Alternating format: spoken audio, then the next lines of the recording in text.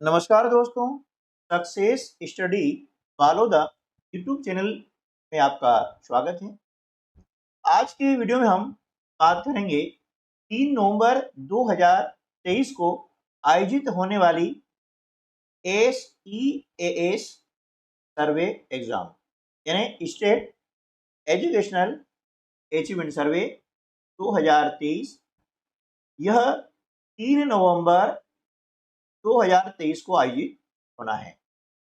पहले इसके अंतर्गत कक्षा 3, 5 और 8 को लिया गया था, लेकिन दिनांक 25 सितंबर 2023 को एक पत्र जारी हुआ है राज्य शिक्षा केंद्र के द्वारा, जिसमें जो कक्षाएं हैं वह परिवर्तित की गई है। अब किन कक्षाओं में SES सर्वे होगा वह इस पत्र में बताया गया है। देखिए यहाँ पर 3 नवंबर 2023 को जिले की चयनित शालाओं में कक्षा 3, 6 और 9 में स्टेट एजुकेशनल अचीवमेंट सर्वे यानी SES का आयोजन किया जाना है।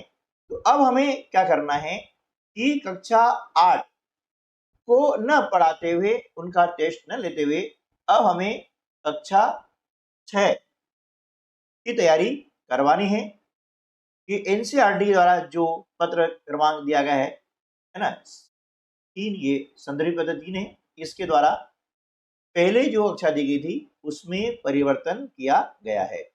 आप देखेंगे कि इस परीक्षा की तैयारी हम कैसे करवाएं।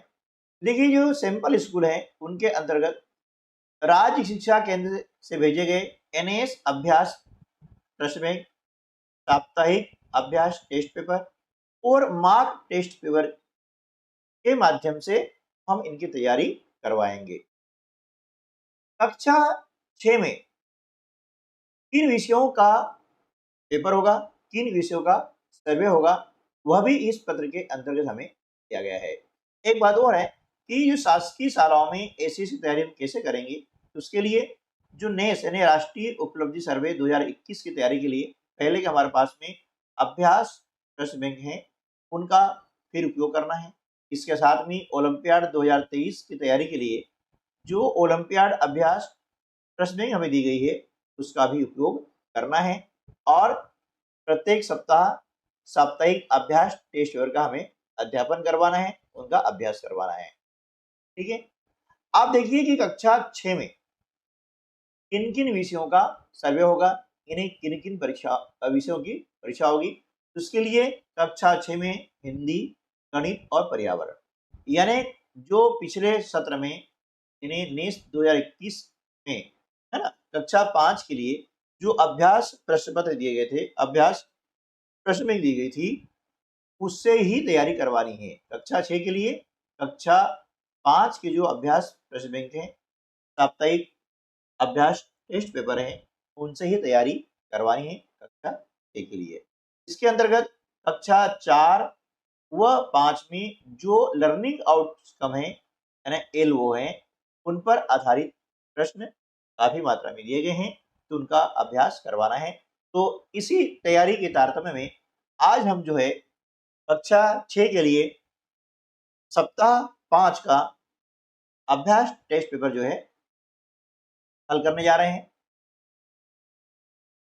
ताकि इसकी तैयारी अच्छे से हो सके। इस वीडियो का उद्देश्य यह है कि बच्चे प्रश्नों को कैसे हल करें, उनका मार्गदर्शन करना है, उनको सहायता प्रदान करनी है।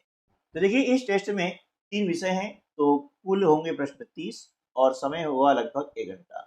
ठीक है, ये टेस्ट पेपर इस प्रकार से आएगा। यहाँ पर जो भी एंट्रीज हैं इसको प्रविष्टि को कंप्लीट कर लें, विद्यार्थी नाम लिखें, शाला का नाम लिखें आदि। अब भी होंगे परंपरागत प्रश्नों से हट करके, यानी नए पैटर्न के आधार पर प्रश्न होंगे। कंसेप्ट वही रहेगा, लर्निंग आउटकम वही रहेगा, लेकिन प्रश्न पूछने का जो तरीका है वह परंपरागत प्रश्नों से हट करके रहेगा। ठीक है, तो इस प्रश्न पत्र में प्रत्येक प्रश्न के साथ में 4 विकल्प दिए जाएंगे और उनमें से केवल एक ही विकल्प सही होगा। अब देखिए, भाग 1 के अंतर्गत हिंदी के होंगे 10 प्रश्न, और भाग 2 में पर्यावरण अध्ययन के होंगे 10 प्रश्न और गणित के भी 10 प्रश्न। तो आइए शुरू करते हैं और देखते हैं कि ये प्रश्न पत्र कैसे हल करें। तो भाग 1 हिंदी। अब यहाँ पर निर्देश है, प्रश्न के नीचे दिए गए विकल्पों में से सही विकल्प चुन करके सही उत्तर की तालिका में लिखें। पहला प्रश्न है, खुशबू शब्द का विलोम शब्द क्या होगा। यहाँ पर 4 विकल्प दिए गए हैं, इनमें से खुशबू का विलोम शब्द क्या होगा, वो होगा बदबू, यानी विकल्प डी जो है हमारा सही जवाब होगा। प्रश्न क्रमांक 2 है, 2 किलो चाय पत्ती खरीदने पर आप मुफ्त पा सकेंगे। 4 विकल्प दिए गए हैं, इनमें से सही विकल्प है 100 ग्राम चाय। अब ये उत्तर सही कैसे है, देखिए अब बात ये आ रही है कि ये जो प्रश्न है ना, यह पिछले अभ्यास टेस्ट पेपर जो हुआ था, है ना, उससे संदर्भित है। इसमें एक आपको पोस्टर दिया गया था और पोस्टर में जानकारियां दी गई थी, तो ये प्रश्न उसमें पूछना चाहिए था, लेकिन चूंकि प्रत्येक टेस्ट पेपर में 10 प्रश्न पूछ रहे हैं, तो ये प्रश्न उसके अंदर नहीं आया था। तो आपको लग सकता है कि भाई इसका संदर्भ 100 ग्राम किसे आया है, कहाँ से उत्तर आया है, तो आप ध्यान रखिएगा। अब यहाँ पर आपको एक कविता दी गई है और कविता को पढ़ करके नीचे जो प्रश्न दिए गए हैं, है ना, उनके उत्तर हमें देना है। देश हमें देता है सब कुछ, हम भी तो कुछ देना सीखें। सूरज हमें रोशनी देता, हवा नया जीवन देती है। भूख मिटाने को हम सबकी धरती पर खेती होती है। औरों का भी हित हो इसमें, हम ऐसा कुछ करना सीखें। पथिकों को जलती दोपहर में पेड़ सदा देते हैं छाया। खुशबू भरे फूल देते हैं हमको नए फलों की माया। त्यागी तरुओं के जीवन से हम भी तो कुछ जीना सीखें। जो अनपढ़ हैं उन्हें पढ़ाएं, जो चुप हैं वो वाणी दें। जो पिछड़ा है उन्हें मान बढ़ाएं, प्यासी मिट्टी को पानी दें। हम मेहनत के दीप जलाकर नया उजाला। अब ये कविता है और इस कविता के आधार पर नीचे आपको जो है कुछ प्रश्न दिए गए हैं। देखिए, हवा नया जीवन देती है, पंक्ति में नया शब्द क्या है, ठीक है। तो देखिए, हवा नया जीवन देती है, तो नया शब्द क्या हो गया, ये हो गया विशेषण, ठीक है ना। अब यहाँ हमें संज्ञा, सर्वनाम, क्रिया और विशेषण सबके बारे में पता होना चाहिए, तभी हम पहचान कर पाएंगे कि यह शब्द क्या है। तो देखिए, संज्ञा किसे कहते हैं, किसी भी व्यक्ति का नाम है, स्थान का नाम है, वस्तु का नाम है, वो संख्या है, ठीक है ना। इन्हें जिसका भी नाम है वे सभी संख्या है, सीधी सी बात। सर्वनाम, संख्या के स्थान पर जो शब्द काम आते हैं, जिसे मैं अपना नाम न बोलती हूँ, मैं बोलता हूँ मैं, है ना, आप, तुम, वह, है ना, वे, ऐसे शब्द, यानी उनके नाम न बोलते हुए क्या करते हैं, उनके स्थान पर हम इन शब्दों का प्रयोग करते हैं, तो ये शब्द कहलाते हैं सर्वनाम। क्रिया, अब क्रिया क्या है, जैसे हवा नया जीवन देती है, अब देती है क्रिया हो गई, है ना। इस शब्द से किसी काम का होना पाया जाता है, वो होती क्रिया। मैं स्कूल जाता हूँ, तो जाना क्या हो गया, क्रिया हो गया, जाता हूँ क्रिया हो गया। विशेषण, यानी जो शब्द किसी संख्या की विशेषता बतलाता है, हम कहते हैं विशेषण। जैसे जीवन कैसा है, नया जीवन, तो नया शब्द क्या हो गया, विशेषण हो गया, ठीक है। अगला प्रश्न है, हित शब्द का समानार्थी शब्द क्या होगा। तो हित का मतलब होता है भलाई, तो विकल्प ए जो इसका सही उत्तर। अगला प्रश्न है, हम भी सीखे पाठ की मूल भावना क्या है। हम भी सीखे पाठ की मूल भावना है देने की। पेड़ सदा देते हैं छाया, पंक्ति में क्रिया शब्द कौन सा है। एवं देखा, देते हैं, ये क्या हो गया, क्रिया हो गया, तो विकल्प सी जो है हमारा उत्तर हो जाएगा। हम सीखे पाठ की विधा कौन सी है, विधा, है ना, कौन सी है, हम सीखे एक कविता है, ठीक है, विकल्प ये हमारा उत्तर हो गया। अब देखिए, आपके समक्ष एक तालिका दी गई है और इस तालिका में विभिन्न छात्रों के नाम हैं, विद्यार्थियों के नाम हैं, सामने उनके विषय हैं और उन विषयों में कौन सी ग्रेड मिली है, कौन सी ग्रेड प्राप्त हुई है, तो उसको दिखाया गया है, ठीक है। तो इसको देख करके यहाँ प्रश्नों के उत्तर हमें देना है। इस विषय में छात्रों का परीक्षा परिणाम बहुत अच्छा रहा, ठीक है। अब किस विषय में छात्रों का परिणाम सबसे अच्छा रहा, देखिए हम देख रहे हैं कि हिंदी भाषा में ए ग्रेड के 4 बच्चे हैं, सी के 2 हैं, ठीक है। अंग्रेजी में ए ग्रेड के 2 बच्चे हैं, गणित में ए ग्रेड में 1 बच्चा है, लेकिन पर्यावरण में ए ग्रेड में 5 बच्चे हैं। 5 बच्चे ए ग्रेड में हैं, मतलब पर्यावरण विषय का परीक्षा परिणाम बहुत अच्छा रहा, इससे विकल्प सी हमारा उत्तर, ठीक है। अब देखिए अगला जो प्रश्न क्या है कि कल्पना की तरह, ये कल्पना नाम है, इस छात्र का ग्रेड हिंदी एवं अंग्रेजी विषय में समान है। ये कल्पना देखिए, हिंदी और अंग्रेजी बात कर रहे हैं, तो हमें हिंदी और अंग्रेजी देखनी है। हिंदी में बी है और अंग्रेजी में सी है। ऐसा कहाँ है, देखिए कमलेश का भी सही है, हिंदी में बी और अंग्रेजी में, तो विकल्प जो बी है हमारा सही जवाब होगा। अब किन छात्रों ने 2 से अधिक विषयों में ए ग्रेड प्राप्त किया है? तो देखिए किन छात्रों ने 2 से अधिक विषय में, तो एक तो पहला क्या है, रीटा, आप देख रहे हैं इसने सभी विषय में ए ग्रेड प्राप्त किया है, और रानी ने भी देखिए 3 विषय में ए ग्रेड प्राप्त किया है, 1, 2 और ये 3। रीटा ने 1, 2, 3 और चारों विषय में ए ग्रेड प्राप्त किया है, तो उत्तर क्या हो जाएगा, रीटा और रानी, है ना, ये रानी और रीटा हमारा एक हो जाएगा, ठीक है ना। तो इस प्रकार से तालिका पढ़ करके हमको प्रश्न उत्तर देना है। अब अगला जो भाग 2 है, पर्यावरण अध्ययन। दिए गए चित्र में किए जा रहे कार्यों को ध्यानपूर्वक देखिए और बताइए कि यह चित्र इनमें से किस संस्थान का है। देखिए यहाँ पर एक प्रयोगशाला है, इसके अंतर्गत प्रयोग किए जा रहे हैं। यहाँ पर टीचर है, पढ़ा रहे हैं, इस समस्या को हल कर रहे हैं। यहाँ पर आप देख रहे हैं कि ये कंप्यूटर पर कार्य किया जा रहा है, और यहाँ पर एक टीचर जो है पढ़ा रहा है। यानी ऐसी कंडीशन कहाँ आती है, तो देखिए 4 विकल्प दिए गए। अस्पताल में पढ़ाने का काम होता क्या होता है, डाकघर में नहीं होता है, कचहरी में नहीं होता है, ठीक है। ये जो कार्य हो रहा है, प्रयोग कहाँ हो रहा है, ये महाविद्यालय में होता है ना। विद्यालय से बड़ा होता है महाविद्यालय, ठीक है। अगला प्रश्न है, इनमें से पक्षी के पद चिन्हों को पहचानिए। पक्षी यानी जो उड़ते हैं, एक तोता, कौवा, कोयल, चिड़िया, ये क्या कहलाते हैं, पक्षी कहलाते हैं। मुर्गा, मुर्गी, ये भी पक्षी कहलाते हैं। तो इनमें से पक्षी के पद चिन्ह यानी पैरों के निशान, है ना, कौन से हैं वो आप देख सकते हैं कि चारों में से जो है विकल्प सी जो है ये पक्षी के पद चिन्ह है, क्योंकि ये जो है आपके जो मुर्गी हैं उनके पद चिन्ह है, ठीक है। इस प्रकार से ये बनते हैं। अब अगला प्रश्न है, आपके पिता के 2 भाई हैं, आपके पिता के छोटे भाई रिश्ते में आपके क्या कहलाएंगे? क्या आपके पिता के छोटे भाई क्या कहलाते हैं, चाचा, हाँ, कहलाएंगे चाचा। आपके पिता के एक भाई है और एक बहन है, ठीक है। आपके पिता की बहन का एक बेटा है। अब पिता की बहन मतलब क्या हो गई, बुआ। अब बुआ का बेटा है, तो वो रिश्ते में आपका क्या लगेगा, वो लगेगा फुफेरा भाई। प्रश्न 5, लड्डू खाते समय अजय के हाथ से लड्डू का टुकड़ा जमीन पर गिर गया। थोड़ी देर में उस पर बहुत सी चींटियां एकत्र हो जाती है।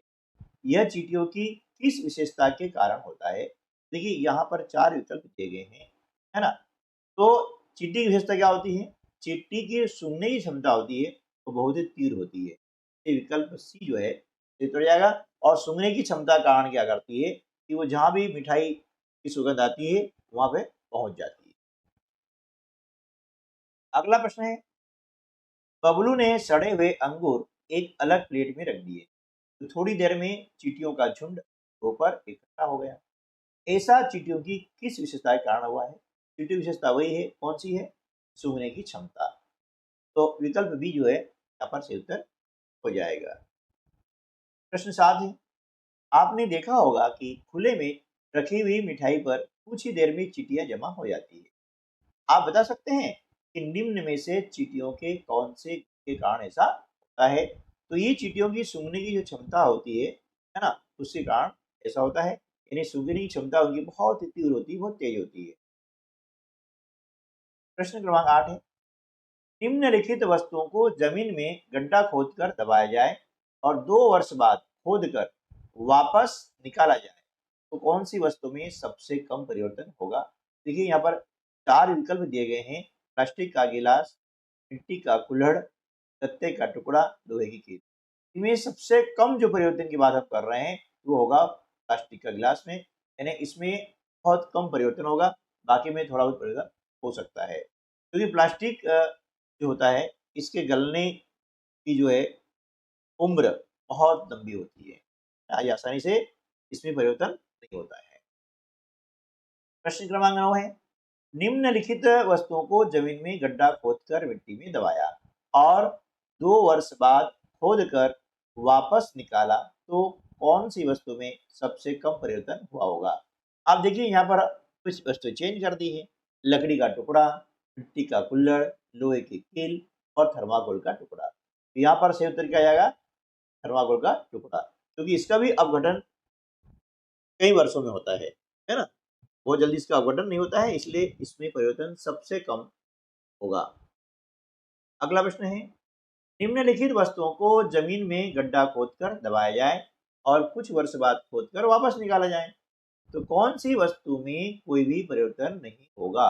तो देख रहे हैं कि यहाँ पर चीनी मिट्टी का जो कप है इसमें कुछ भी परिवर्तन होने वाला, ठीक है। अब बात कर लेते हैं, अब देखिए गणित विषय में प्रश्नों को पढ़ना है, समझना है और वो हल करना है, ठीक है ना। अब देखिए एक स्कूल के 352 बच्चे कैंप में गए, हर तंबू में 5 बच्चों को ठहराया गया, तो कुल कितने तंबू की जरूरत होगी। अब देख रहे हैं ये है बच्चे कितने हैं, 352 है और हर तंबू में यानी एक तंबू में 5 बच्चे ठहराए गए हैं, तो हमें कितने तंबू चाहिए ये ज्ञात करना है। तो क्या करेंगे हम, इसके करने के लिए क्या करेंगे, 352 में 5 का भाग लगाते हैं। क्या करेंगे, 352 में हम 5 का भाग लगाएंगे, है ना। तभी हम पता लगेगा कि कितने तंबू चाहिए। चलिए अब भाग लगा देते हैं, 352 में हम 5 का भाग लगाते हैं, 5 सते 35, 35 में पैसे घटाए तो 0 आ गया, शेष कितना बचा है।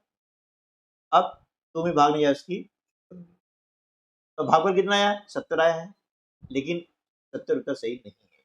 क्यों नहीं है कि देखिए 5-5 बच्चों को ठहराने के लिए तो भैया 70 तंबू चाहिए, लेकिन ये 2 बच्चे बच गए ना, इनका क्या करेंगे, इनको भी हम तंबू में ठहराएंगे, है ना। तो 2 बच्चों के लिए एक तंबू हमको अलग से चाहिएगा, ठीक है ना। तो इस प्रकार से हमारा उत्तर कितना हो जाएगा, ठीक है ना। विकल्प सी हमारा सही उत्तर होगा, बी नहीं होगा, क्योंकि हमें तंबू कितने चाहिए, 71 चाहिए। क्लियर। बस में सिवनी से जबलपुर का एक यात्री का किराया 185 रुपये, एक यात्री का किराया कितना है, 100।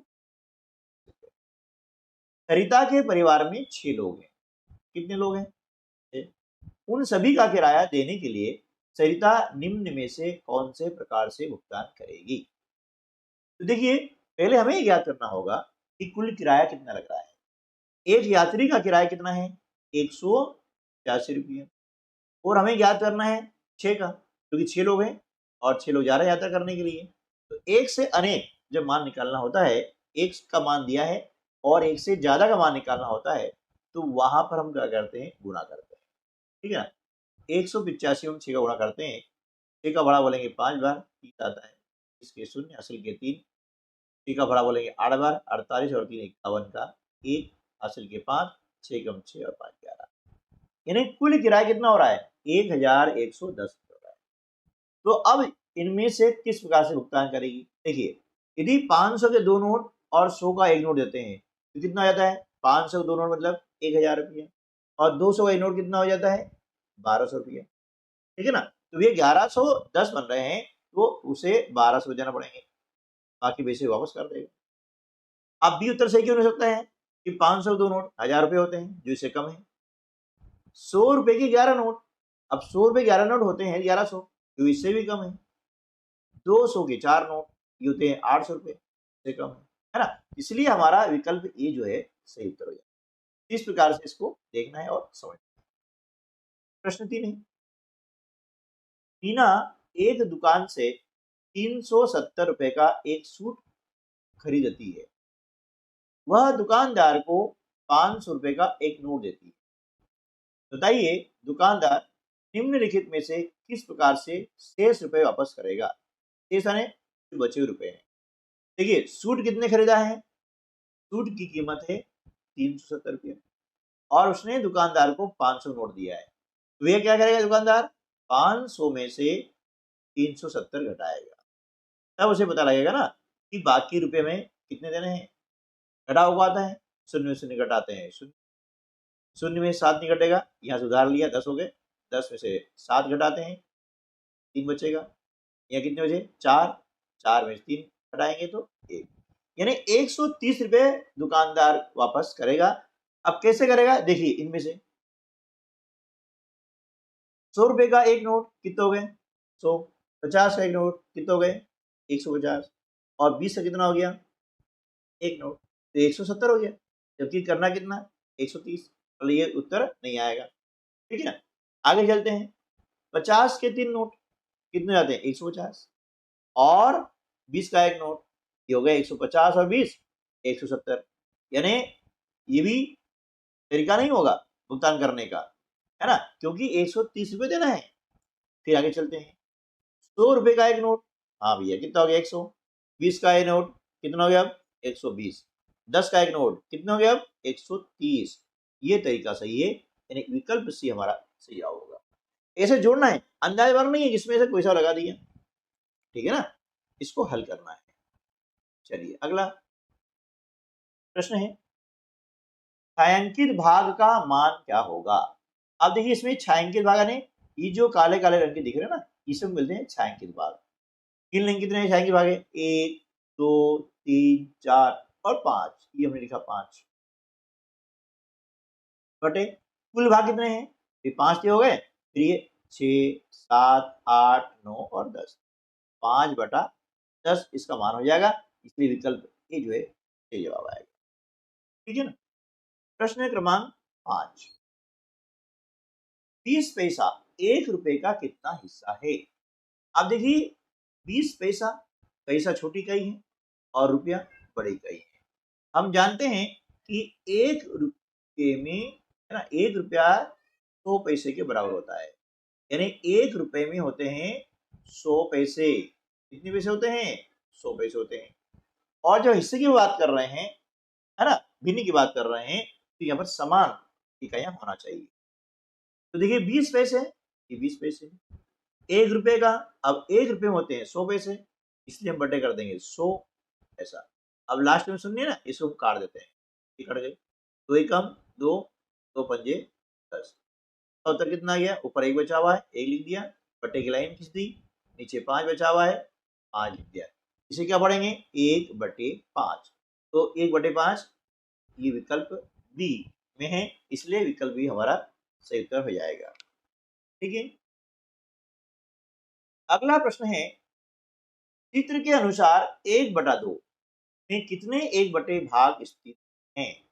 देखिए 1/2 ने किसी भी वस्तु के 2 भाग करते हैं, ये कहलाता है 1/2।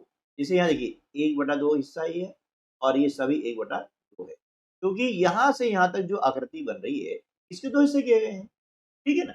अब देखिए इसी आकृति के, है ना, इसी आकृति के कितने भाग किए हैं 1 2 3 4 5 6 7 और 8, ये प्रत्येक जो भाग है ये हो जाएगा 1/8। समझ आ रहा है ना, प्रत्येक भाग कितना होगा 1/8 कहलाएगा, कहलाएगा ना। अब ये बताना है कि 1/2 कहां से यहां तक है, देखिए ये 1/2 यहां से यहां तक है ना, तो इसी को काटा गया है, तो देखेंगे इसमें 1/8 कितने हैं 1 2 3 और 4 है, 4 है, इसलिए विकल्प डी हमारा सही हो जाएगा। ठीक है ना।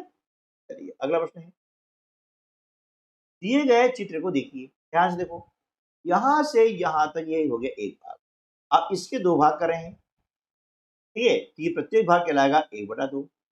फिर इसी के 4 भाग कर रहे हैं, प्रत्येक भाग क्या कहलाएगा 1/4।